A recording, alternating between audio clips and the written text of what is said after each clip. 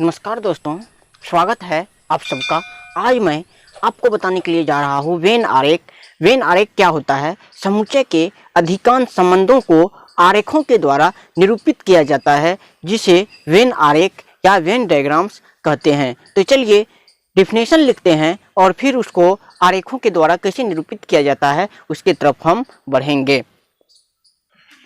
तो आपको स्क्रीन पर दिख रहा है इसका डिफिनेशन। तो चलिए इसका एग्जाम्पल लिखते हैं। देखिए कि एक वेन आरेख में जो होता है एक आयत होता है और उसके अंदर जो है दो बंद वृत्त ले लेंगे।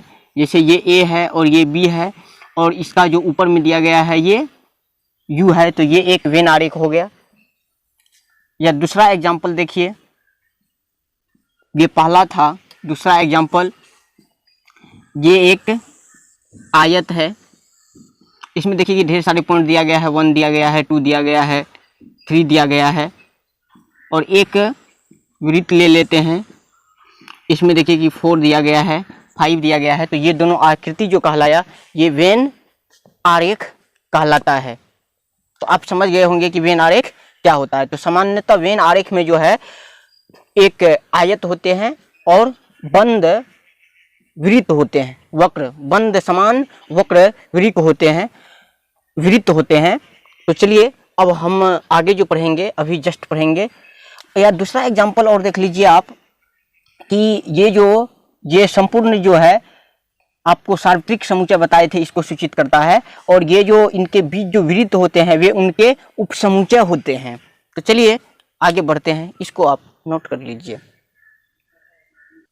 या आप देखिए कि इस तरह से भी आपको आकृति आएगा। ये सब भी वेन आरेख को ही सूचित करता है, निरूपित करता है। जैसे मान लीजिए कि ये यू हो गया, कैपिटल यू, इसमें ये ए हो गया, ये बी हो गया, यहाँ पर सी हो गया, यहाँ पर ये सब डी हो गया। तो यहाँ पर देखिए कि ये सारे वेन आरेख को इंडिकेट करता है, निरूपित करता है। आगे हम अब आपको बताएंगे। आज आपको बताने के लिए जा रहे हैं समुच्चयों की संक्रियाएं। समुच्चय की संक्रियाएं जो होते हैं, दो समुच्चय को जोड़ना, घटाना, गुणा करना और भाग करना ही समुच्चय की संक्रियाएं कहलाते हैं। समुच्चय की संक्रियाएं 3 होते हैं। दो समुच्चय की संक्रियाएं जो होते हैं 3 होते हैं। चलिए देखते हैं कौन कौन होते हैं। समुच्चयों की संक्रियाएं जो होते हैं 3 तरह के होते हैं। पहला जो होते हैं समुच्चयों का सम्मिलन, यूनियन ऑफ सेट्स। दूसरा जो होते हैं समुच्चयों का सर्वनिष्ठ, इंटरसेक्शन ऑफ सेट्स। और तीसरा जो होते हैं समुच्चयों का अंतर, डिफरेंस ऑफ सेट्स। तो चलिए अब हम चर्चा करते हैं समुच्चयों का सम्मिलन क्या होता है, यूनियन ऑफ सेट्स क्या होता है। दो समुच्चय को जोड़ना ही समुच्चयों का सम्मिलन, यूनियन ऑफ सेट्स कहलाता है। दो समुच्चय दिया हुआ रहेगा और उसको जोड़ देंगे तो वही कहलाएगा यूनियन ऑफ सेट्स। चलिए आज जो आपको बताने के लिए जा रहे हैं इसमें आपको बताएंगे समुच्चयों का सम्मिलन, जिसको इंग्लिश में यूनियन ऑफ सेट्स कहते हैं। दो समुच्चय ए तथा बी का सम्मिलन उन सभी अवयवों का समुच्चय है जो या तो ए में हो या बी में हो या दोनों में हो। तो ऐसे समुच्चय को क्या कहते हैं? समुच्चयों का सम्मिलन। सम्मिलन को इस चिन्ह से सूचित किया जाता है, इसको सम्मिलन, या अंग्रेजी में इसको यूनियन पढ़ते हैं। यदि दो समुच्चय ए और बी दिया गया हो, इसको क्या पढ़ेंगे? दो समुच्चय ए और बी को ए यूनियन बी या ए सम्मिलन। यहाँ पर देख लीजिए, यहाँ पर ए दे दिए और यहाँ पर ए सम्मिलन बी पढ़ते हैं।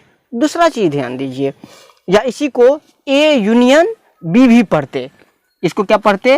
ए यूनियन बी, इसको जो यूनियन है पढ़ते हैं। अब चलिए 2 एग्जाम्पल देते हैं और इसको लिखते हैं कैसे ए यूनियन बी में लिखेंगे। एग्जाम्पल देखिए, यहाँ पर एक समुच्चय जो है ए बराबर जो है 1 2 3 4 दिया गया है और दूसरा समुच्चय जो है 2, 4, 6 और 8 दिया गया है। इसको दो समुच्चय को जोड़ना है तो कैसे लिखेंगे, यहाँ पर आप ध्यान दीजिए। इसको जब ए यूनियन बी के रूप में लिखेंगे तो इसमें देखेंगे कौन कौन अवयव आया है, इसमें देखेंगे कौन कौन अवयव आया है। सब अवयव को एक करके तो लिख देंगे, लेकिन जो अवयव कॉमन है इसमें, जैसे देखिए कि 2 और 4 कॉमन है, तो 2 और 4 को जो है कॉमन को एक ही बार लिखते हैं, लेकिन जो एक बार, यहाँ पर देखिए क्या लिखेंगे, इसको लिखेंगे 1, 2, 3, 4, 6 और 8। इसमें लिखने का इसका तरीका है, सब पहला सेट्स के अवयव को लिख देंगे और दोनों सेट्स में देख लेंगे कि कौन कॉमन है, कॉमन को एक ही बार लिखते हैं और फिर बी सेट्स के अवयव को लिख देते हैं। क्या दूसरा देख लीजिए कि ए बराबर दिया गया है x, y और b बराबर दिया गया है z दिया गया है। इसको हमको ए यूनियन बी में लिखना है तो क्या करेंगे, ए यूनियन बी बराबर क्या हो जाएगा, पहला के अवयव को लिख देंगे x, y और फिर दूसरा के अवयव को लिख देंगे z। तो यही लिखना क्या कहलाता है, ये लिखना कहलाता है समुच्चयों का सम्मिलन। अभी आपको जस्ट और एग्जाम्पल बताएंगे और तब बताएंगे कि समुच्चयों का सम्मिलन का जो है वेन आरेख कैसा होता है। आप इसको लिख लीजिए दूसरा एग्जाम्पल की तरफ। फिर चलिए स्टार्ट करते हैं। क्वेश्चन ए सेट्स और बी सेट्स दिया गया है और इसमें ए यूनियन बी निकालना है। तो ए यूनियन बी जो निकालेंगे तो क्या करेंगे, पहले ए सेट्स को लिख देते हैं 2, 4, 6 और 8 लिख देते हैं। फिर दूसरा सेट्स को लिख देते हैं 6, 8, 10, 12। अब चलिए इसका ए यूनियन और बी लिखते हैं। ए यूनियन बी जो लिखेंगे तो सबसे पहले दोनों में चेक कर लेंगे कि कॉमन कौन सा है, तो उभयनिष्ठ कौन सा है। तो देखिए इसमें 6 और 8 जो है उभयनिष्ठ है, जो दोनों में होता है उसको उभयनिष्ठ कहते हैं। 6 और 8 है और इसको लिखना है अब हमको ए यूनियन बी में। तो सबसे पहले पहला सेट्स को लिखेंगे 2, 4, 6 और 8। देखिए जो अवयव उभयनिष्ठ होता है ना तो उसको एक ही बार लिखते हैं। तो पहला सेट्स में आया 2, 4 तो 2, 4 को लिख दिए और फिर 6, 8 दोनों में है तो इसको लिख दिए। और 6, 8 के अलावा बी सेट में देखेंगे कि क्या है, क्योंकि ये तो उभयनिष्ठ में आ गया तो 10 और 12 है। तो यही लिखना क्या कहलाता है, ए यूनियन बी कहलाता है। अब दूसरा क्वेश्चन की तरफ बढ़ते हैं। चलिए क्वेश्चन देखिए, शुरू करते हैं। ए सेट्स दिया गया है, बी सेट्स दिया गया है, ए यूनियन बी लिखना है। पहले ए सेट्स के एलिमेंट को लिख देंगे, ए है, ई है, आई है, ओ है और यू है। तो आप अब चलिए बी में देखते हैं कि बी में बी का लिखेंगे। इसमें पहले कॉमन देख लेंगे कि कौन कौन दोनों में आया है। तो ए, आई और यू, तो पहला में जो लिखा गया है ए, आई, यू, तो कॉमन को एक ही बार लिखा जाता है और दोनों सेट्स को मिला करके लिख दिया जाता है। तो यही लिखना कहलाता है ए यूनियन बी। चलिए आपको आज समुच्चय के सम्मिलन का जो वेन आरेख है उस पर चर्चा कर रहे हैं। यहाँ देखिए आप कि ये ए यूनियन बी तब होगा जब एक आपको बताया कि एक आयताकार में बंधवृत्त होते हैं। तो देखिए बंधवृत्त है तो ये जो है ए यूनियन बी है, ये तब होता है जब ए उपसमुच्चय बी का हो। तो इस तरह का वेन आरेख होता है। यहाँ देखिए ए यूनियन बी तब होता है इस तरह से, इसका वेन आरेख जब न तो ए यूनियन बी हो और न ही बी यूनियन ए हो। और ए यूनियन बी तब होता है इस तरह का ग्राफ, अलग अलग आप देख रहे हैं। ये जो रंगा हुआ जो ये जो तीर का निशान दिख रहा है, ये दिखा रहा है ए यूनियन बी को, इसमें भी और इसमें भी वही। अब देखिए कि इनके कुछ रूल होते हैं। ये जो होते हैं समुच्चय के सम्मिलन जो होते हैं क्रम विनिमय नियम का पालन करता है। ए यूनियन बी हो, यदि बी यूनियन ए हो जाए तो क्रम विनिमय नियम। A union B union C हो तो ए यूनियन बी और फिर बी यूनियन सी हो तो ये साहचर्य नियम का पालन करता है। पहले ए बी साथ में था और फिर बी सी साथ हो गया। यहाँ देखिए कि ए यूनियन फाई बराबर यदि फाई होता है तो इसको तत्समक नियम कहते हैं। ये सब रूल को नोट कर लीजिएगा और याद कर लीजिएगा। फिर देखिए कि ए यूनियन ए हो तो इसका ए होता है, ये वर्ग सम नियम है। और देखिए कि यू जो होते हैं ये आपको पहले ही बताए हैं, ये यूनिवर्सल सेट्स होता है। और ये यदि यूनियन यदि ए के साथ करेंगे तो ये यू के नियम का पालन करता है। तो आप इसको लिख लीजिए, फिर हम अभी आपको बताएंगे। सम्मिलन हो गया यहाँ पर। अब हम लोग पढ़ेंगे सर्वनिष्ठ। नमस्कार दोस्तों, तो आज जो मैं आपको बताने के लिए जा रहा हूँ अब समुच्चयों का सर्वनिष्ठ। दो समुच्चय ए और बी का उन सभी अवयवों का समुच्चय है जो ए और बी दोनों में उभयनिष्ठ हो। जो ए और बी दोनों में उभयनिष्ठ हो उसे समुच्चयों का सर्वनिष्ठ कहते हैं। सर्वनिष्ठ को जो है ना, ए सर्वनिष्ठ बी, ए इंटरसेक्शन बी से सूचित किया जाता है। कहीं पर भी यदि आपको इस तरह का चिन्ह दिखाई पड़े तो ये जो है इंगित करता है। फिर ए और बी को, यानी कि ए इंटरसेक्शन बी हो तो इसे ए सर्वनिष्ठ बी या ए इंटरसेक्शन बी पढ़ते हैं। अब देखिए कि सर्वनिष्ठ का वेन आरेख जो होता है क्या होता है।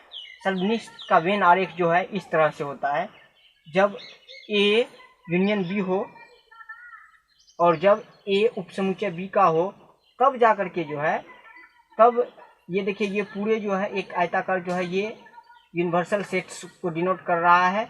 और इसी में जो है आप देख लीजिए, ये जो है ये बी सेट्स है और ये जो है ए सेट्स है। तो ये जो रंगीन पेंट किया हुआ भाग है यही जो है कॉमन है, इसलिए इसको ए इंटरसेक्शन बी जब रहता है तो ए होता है। अब देखिए कि इस तरह का ग्राफ होता है। ये जो दिख रहा है आपको, ये सारा जो है ए इंटरसेक्शन बी को डिनोट कर रहा है, क्योंकि दोनों में जो कॉमन हो। तो देखिए कि दोनों में कॉमन को ही कहते हैं। अब यहाँ पर आप देख लीजिए कि ये जो है आप देख लीजिए ए इंटरसेक्शन बी बराबर जो है यहाँ पर फाई होगा, क्योंकि इन दोनों में कुछ कॉमन नहीं होता है तो ये रिक्त हो गया, तो उसको फाई कहते हैं। तो ये ग्राफिकल रिप्रेजेंटेशन हुआ।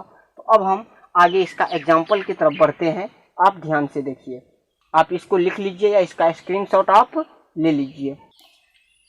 आपको अभी तुरंत बताए हैं कि ए इंटरसेक्शन बी जो होता है दोनों में जो कॉमन होता है उसी को निकालते हैं। तो चलिए इसका हल करते हैं, सॉल्यूशन करते हैं। तो ए सेट्स इक्वल टू कितना दिया गया, 1 2 3 4 5 6 7 8 9 और 10। और बी सेट्स बराबर यहाँ पर देखिए 2 3 5 और 7 दिया गया है। दोनों में कॉमन चेक करते हैं कि क्या है। तो देखिए इसमें देखिए कि 2 3 5 और 7 आया है, और इसमें भी 2 3 5 और 7 है। तो ये ए इंटरसेक्शन बी जो होगा तो क्या हो जाएगा, 2 3 5 और 7।